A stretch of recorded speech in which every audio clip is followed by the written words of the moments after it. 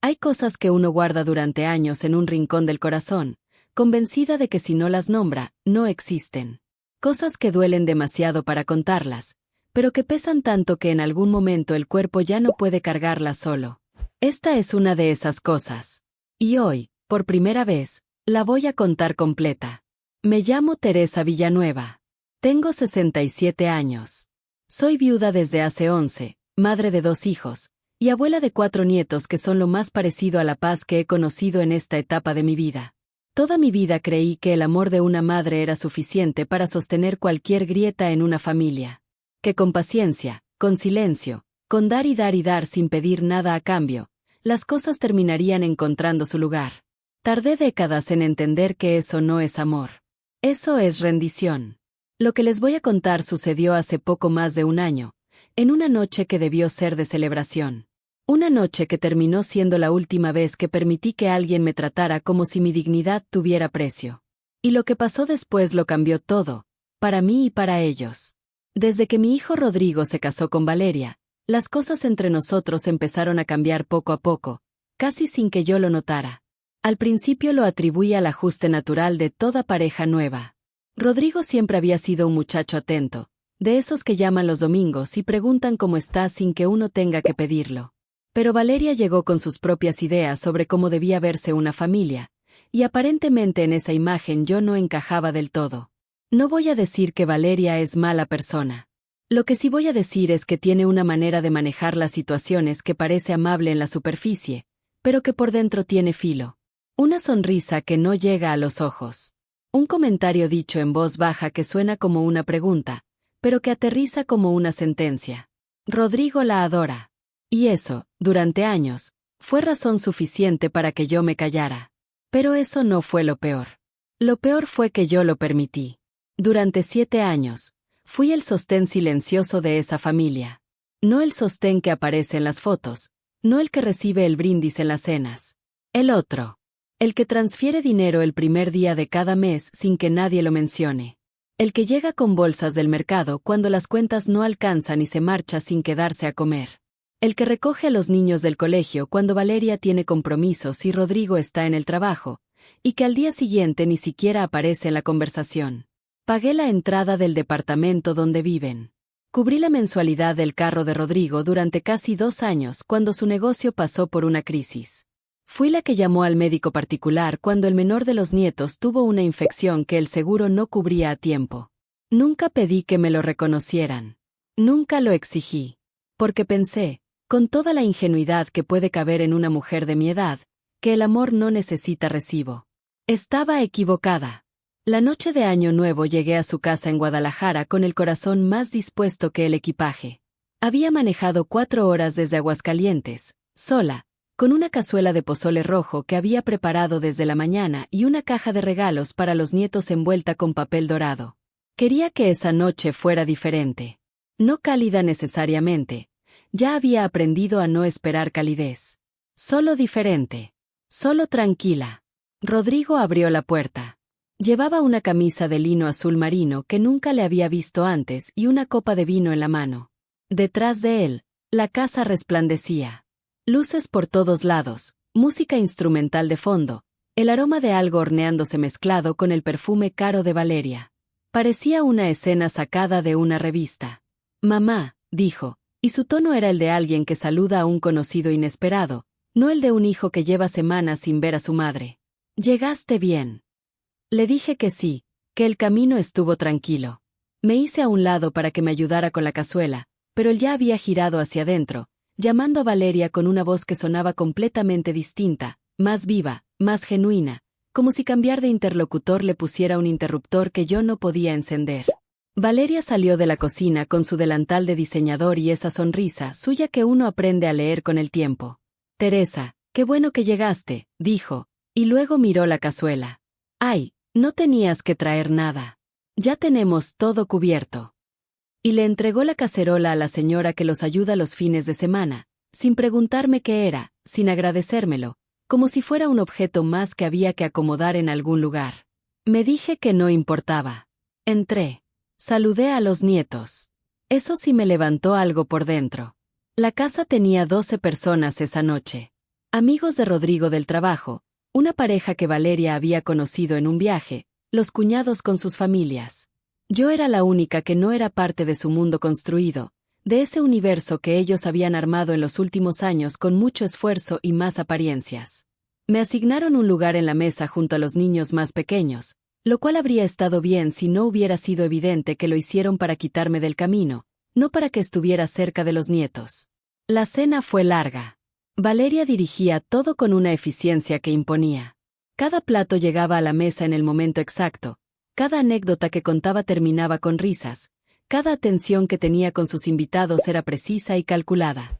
Y yo la observaba desde mi rincón, con una copa de agua entre las manos porque el vino se había quedado en el extremo contrario de la mesa y nadie se ofreció a pasármelo. Rodrigo me miró 2 o 3 veces durante la cena. Esas miradas que significan, por favor no hagas nada raro. Como si yo tuviera historial de hacer cosas raras. Como si mi sola presencia fuera ya un riesgo que había que administrar. Pero lo que vino después, eso no me lo esperaba. Cerca de las 11 de la noche, cuando la cena ya había terminado y los niños estaban adormilados en el sofá, me levanté a buscar mi bolso para sacar los regalos. En el camino, pasé por la cocina y sin pensarlo mucho me puse a ayudar a limpiar, que es lo que uno hace cuando ha sido educada de cierta manera. La señora que los ayuda estaba cansada y yo estaba ahí, y me parecía lo natural. Valeria entró a la cocina y me vio. Por un momento no dijo nada. Luego dijo, con esa voz suya que parece suave pero no lo es: Teresa, por favor, no hagas eso. Aquí las cosas tienen su lugar y su momento. Me detuve. Le dije que solo quería ayudar. Ella sonrió, pero sus ojos no sonrieron. Lo sé, pero esta noche es especial para nosotros. Mejor ve a sentarte. Me fui. Me senté. Y empecé a notar que algo en el ambiente había cambiado, aunque no habría podido decir exactamente qué. Lo supe un rato después. Rodrigo hizo un brindis pasada la medianoche. Se paró en la cabecera de la mesa, levantó su copa y habló de lo que habían construido ese año, de los proyectos, del crecimiento, del esfuerzo propio. Este año fue el año en que entendimos que si uno quiere algo de verdad, tiene que ganárselo con las propias manos, dijo, y todos aplaudieron.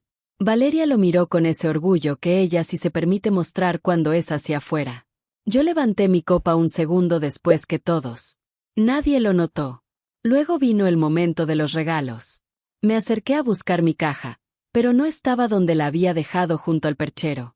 Le pregunté a Rodrigo. Me dijo que probablemente Valeria la había movido. Le pregunté a Valeria. Ella dijo que no sabía de ninguna caja. Le describí el papel dorado. Hubo un silencio incómodo. Uno de los nietos dijo que había visto una caja brillante en el cuarto del fondo. Fuimos a buscarla y ahí estaba, metida detrás de unos abrigos, como si alguien la hubiera querido poner fuera de circulación. No dije nada. Saqué los regalos y se los di a los nietos. La pequeña Camila me abrazó fuerte y eso me sostuvo por dentro durante los siguientes minutos. Porque los siguientes minutos los iba a necesitar. Eran casi las 2 de la mañana. Algunos invitados ya se habían ido. La música seguía sonando, más baja ahora, y el ambiente tenía esa textura de final de fiesta, relajado pero cansado. Me preparé para despedirme. Me levanté, busqué mi abrigo y fui a darle un abrazo a Rodrigo. Fue entonces cuando Valeria, desde el sofá donde estaba sentada con su grupo de amigas, dijo en voz suficientemente alta para que todos la escucháramos: Rodrigo, ya que terminó la cena, creo que es buen momento para que tu mamá se vaya. Mañana tenemos gente viniendo temprano y necesito que la casa esté en orden. El aire se detuvo. Rodrigo no dijo nada de inmediato. Miró a Valeria, luego me miró a mí. Y en esa fracción de segundo entendí que iba a elegir el silencio, que era lo mismo que elegir a ella. Mamá, dijo por fin, con esa voz de quien pide perdón sin pedirlo, ya es tarde. El camino de regreso es largo. Lo miré. Le pregunté, en voz baja, si en serio me estaba pidiendo que me fuera en ese momento. Me respondió que no era eso, que era solo que... Y Valeria lo interrumpió desde el sofá. Teresa, aquí en esta casa las cosas se hacen a nuestra manera. Tú puedes venir cuando te invitamos. Esta noche ya cumplió su ciclo. Hubo un murmullo entre los invitados que quedaban. Uno de ellos carraspeó. Otro miró hacia otro lado. Yo me quedé completamente quieta. En el interior, algo que había estado doblándose durante años terminó de romperse. Pero no hice un escándalo. No lloré. Tomé mi abrigo del perchero, busqué mi bolso y me dirigí a la puerta. Rodrigo me siguió hasta el umbral. Mamá, no lo tomes así. Esas fueron sus palabras. No lo tomes así. Como si lo que acababa de pasar fuera una cuestión de perspectiva. Le dije que manejara con cuidado. Que a los nietos los quería mucho. Y salí. Nadie me detuvo. El camino de regreso a Aguascalientes fue el más largo de mi vida, aunque el reloj dijera que duré 4 horas. El cielo estaba negro y despejado, y las luces de los otros carros en la autopista me parecían lejanas, de otro mundo, de gente que iba a lugares donde los esperaban. La calefacción del carro funcionaba, pero yo tenía frío de otro tipo. Ese frío que no viene del aire sino de adentro, de un hueco que de repente uno reconoce como el espacio donde antes hubo algo. Llegué a mi casa pasadas las 6 de la mañana. El amanecer ya pintaba el horizonte de un naranja pálido. Entré despacio, como quien no quiere despertar a nadie, aunque no había nadie que despertar. Colgué el abrigo, me quité los zapatos y me senté en la cocina con un vaso de agua que no tomé. Estuve mucho tiempo ahí sentada. Pensé en los 7 años de transferencias. En el enganche del departamento. En las mensualidades del carro. En las facturas médicas. En los útiles escolares de los nietos que yo compraba sin que me lo pidieran, porque me parecía lo correcto. En todos los silencios que había guardado como si fueran regalos que algún día iban a ser recibidos. Ahí fue cuando entendí algo que nunca había visto con tanta claridad. El silencio no es amor. El silencio, cuando lo usamos para evitar el conflicto, es una manera de enseñarle a los demás que pueden tratarnos mal sin consecuencias. Les había enseñado eso. Durante 7 años, sin saberlo, les había enseñado exactamente eso. Me levanté de la silla. Fui a mi cuarto. Saqué de la gaveta una carpeta azul que guardaba desde hacía años, etiquetada simplemente con la palabra documentos. Adentro estaban los contratos, los comprobantes de transferencia, los estados de cuenta, los recibos. Todo organizado, todo firmado con mi letra. Un archivo silencioso de todos los años en que dije te quiero en el único idioma que parecía entenderse. Abrí la aplicación del banco en mi celular. Eran las 7 de la mañana del 1 de enero y yo estaba cancelando transferencias. Primero la del departamento. Luego la del seguro de gastos médicos mayores que cubría a los niños. Luego la aportación mensual que hacía a la cuenta de ahorros de Rodrigo para emergencias, que se había convertido en una costumbre que nadie cuestionaba. Cada confirmación llegaba con un pitido pequeño. Cada pitido se sentía como respirar un poco más hondo. No era venganza. Que eso quede claro desde ahora. No era rabia tampoco, aunque la rabia habría sido completamente válida. Era algo más frío y más preciso que todo eso. Era la lógica imponiéndose por fin después de años de estar silenciada. Era una contabilidad sencilla. Si yo no merezco estar en tu mesa, tú no mereces que yo sostenga tu techo. Cuando terminé, el reloj marcaba las 8:47. Me preparé un café. Me lo tomé despacio, mirando por la ventana de la cocina. El jardín de mi casa necesitaba atención, las hojas del invierno todavía acumuladas junto a la barda. Me pregunté cómo era posible que hubiera tenido energía y recursos para sostener una familia entera y no hubiera tenido tiempo para rastrillar mis propias hojas. Empecé a hacer una lista de cosas que quería hacer para mí. Los primeros días de enero pasaron en silencio. No llamé. No escribí. Retomé algunas cosas que había dejado de lado, visitar a mi amiga Esperanza los martes, caminar por las mañanas, cocinar sin apuro. El frío de ese enero en Aguascalientes era seco y limpio, de esos que te hacen sentir despierta. El 10º día llegó un mensaje de Rodrigo. Decía, mamá, el banco me avisó que hubo cambios en una cuenta vinculada. ¿Estás bien? ¿Cambiaste algo? No respondí. Al día siguiente llamó. Dejé que sonara. El día 12 llamó Valeria. Eso sí que no me lo esperaba. Su número apareció en la pantalla y me quedé mirándolo hasta que dejó de sonar. Me dejó un mensaje de voz. Lo escuché una vez. Decía, con una calma que claramente le costaba trabajo, Teresa, hay una situación con el arrendador del departamento. Dice que no recibió el pago de este mes. Supongo que hubo un error. Si puedes llamarme cuando puedas, te lo agradezco. Guardé el teléfono y salí a caminar. Fue Rodrigo quien terminó presentándose en mi puerta, un sábado por la mañana con el cielo encapotado y olor a lluvia en el aire.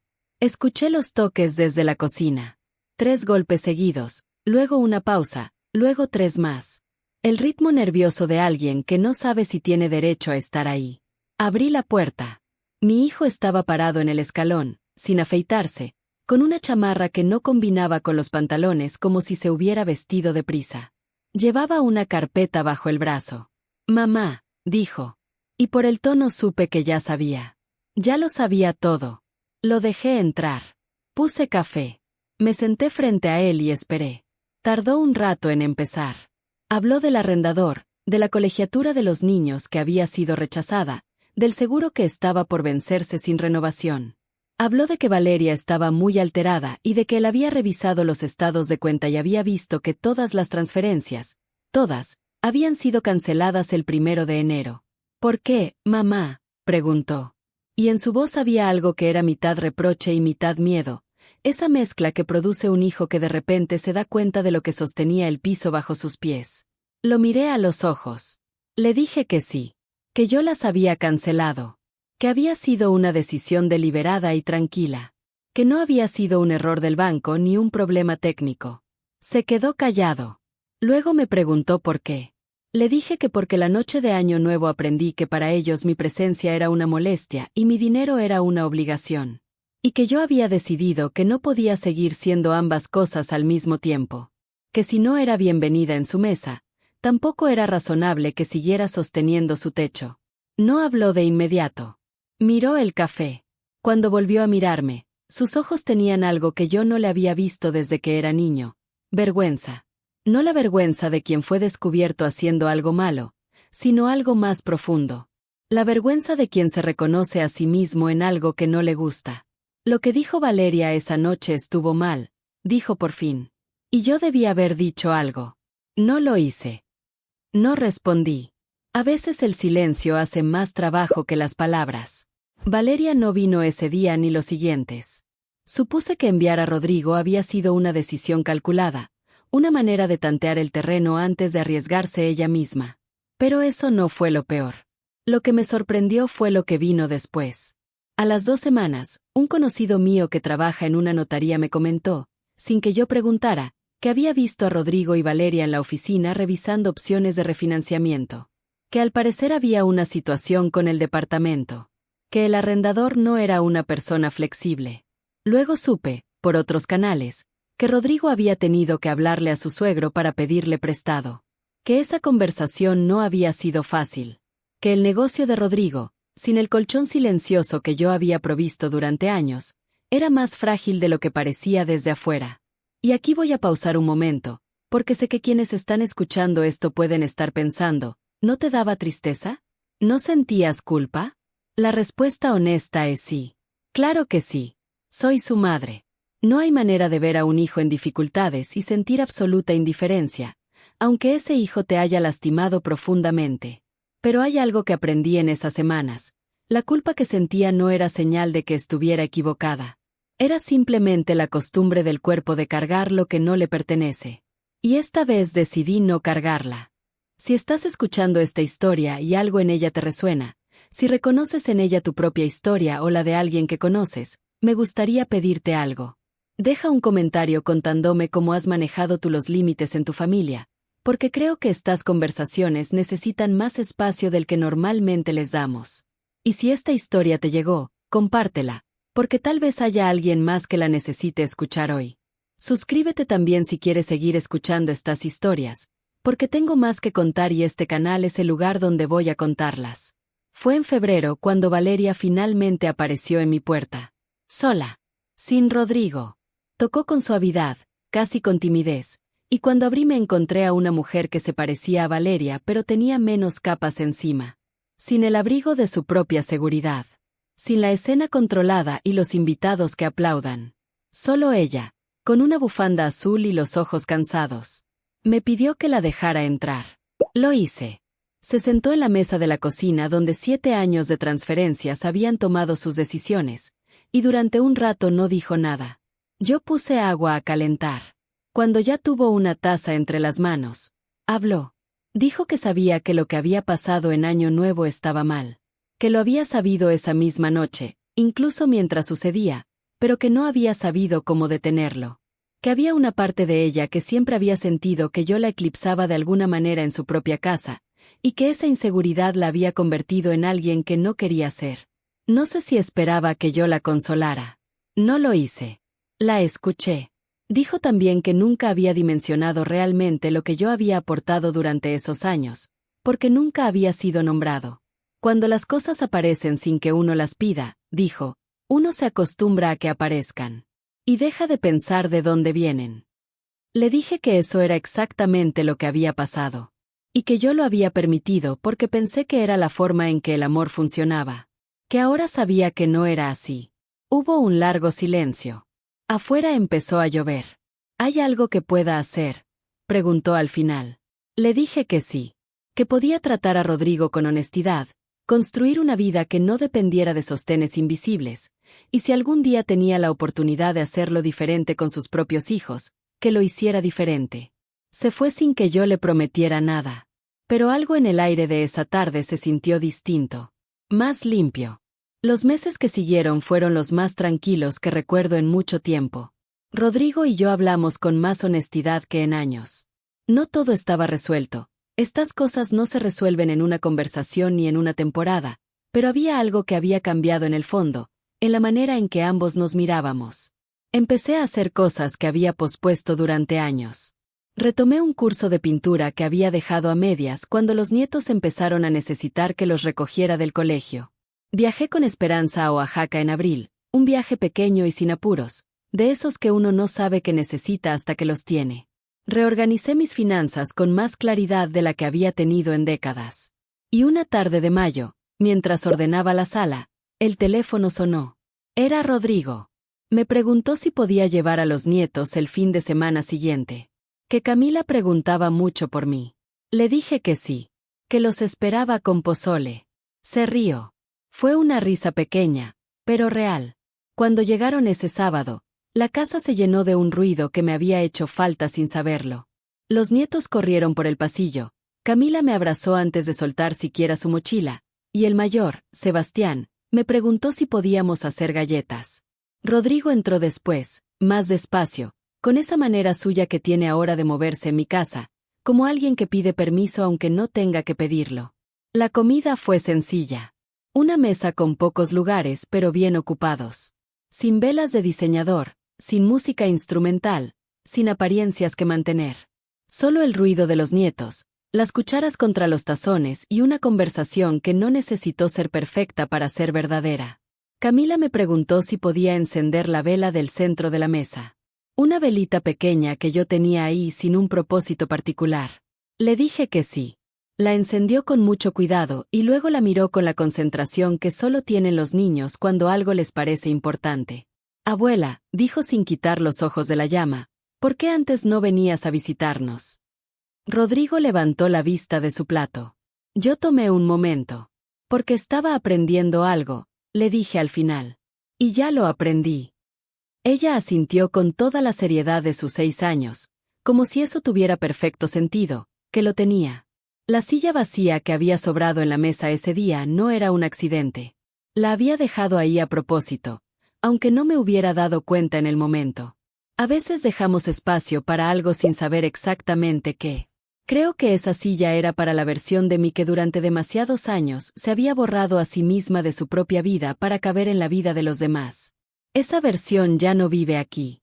Quiero terminar con algo que me llevó mucho tiempo entender, y que hoy les digo sin rodeos. No existe el amor que se da sin límites. Lo que parece amor sin límites, la entrega total, el aguantar todo, el sostener en silencio, no es amor. Es miedo disfrazado de generosidad. Miedo a que si dejamos de dar, dejemos de ser necesarias. Miedo a que el vínculo no sobreviva si nosotros nos ponemos en el centro por una vez. Y lo que yo aprendí en ese camino de regreso a Aguascalientes, en la oscuridad de la autopista con el frío metiéndose por las rendijas del carro, es que los vínculos que solo sobreviven si tú te haces invisible no son vínculos. Son deudas. Merezco una mesa donde me esperen. Merezco una puerta que se abra con alegría cuando llego. Merezco que mi nombre en una reunión familiar signifique algo más que la que ayuda. Y si alguna vez dejé de merecer esas cosas, no fue porque me las hayan quitado. Fue porque las dejé ir yo misma, una transferencia silenciosa a la vez. Ya no. La paz que siento hoy no es la paz de haber ganado algo. No gané nada. Perdí años, perdí la ilusión de una relación que imaginé diferente, perdí el consuelo fácil de decir que todo estaba bien cuando no lo estaba. Pero lo que encontré del otro lado de todo eso es algo que no sabría intercambiar por nada. Me encontré a mí misma. A la mujer que cocina pozole para quien la merece. A la que rastrillea sus propias hojas. A la que en enero, sola en su cocina a las 8 de la mañana, tuvo el valor de decir basta. Y eso, al final, es la única herencia que vale la pena dejar. Gracias por escucharme hasta aquí. Si esta historia tocó algo en ti, si reconociste en ella algo que has vivido o que has visto vivir a alguien querido, cuéntame en los comentarios. Estas historias necesitan ser contadas, y quien las escucha también necesita saber que no está solo. Nos vemos pronto.